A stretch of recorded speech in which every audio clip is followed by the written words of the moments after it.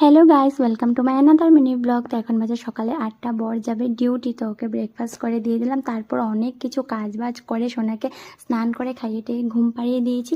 এরপর করে নিলাম একটু ফেস প্যাক অ্যাপ্লাই, যেটা অনেক দিন ধরে আমার করার ইচ্ছে ছিল। তো করে দেখো মুখটা ভালো করে ধুয়ে টুয়ে নিয়েছি।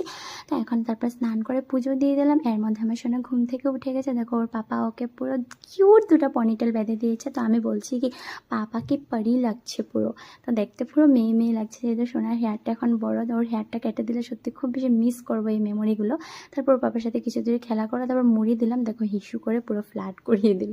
তারপর বসিয়ে দিলাম চিকেন, আর সোনার জন্য খাওয়া নিয়ে ওকে খাইয়ে দিলাম। এটা হলো আমার হাতে বানানো আম সত্ত্ব, তো বরকে দিয়েছি, বড় টেস্ট করে বলেছে খুব ইয়াম হয়েছে, সত্যি খুব টেস্ট হয়েছিল। তারপর মাম্মা বেটু মিলে সন্ধ্যা দিয়ে দিলাম। তারপর সবার জন্য করে নিলাম পায়েস, স্পেশালি সোনার জন্য করেছি, আর সোনারটা মিশ্রি দিয়ে পায়েসটা করলাম। তো বড় ব্লগ আমার চ্যানেলে দেওয়া আছে। তো চলো আজকের মতো এখানে টাটা।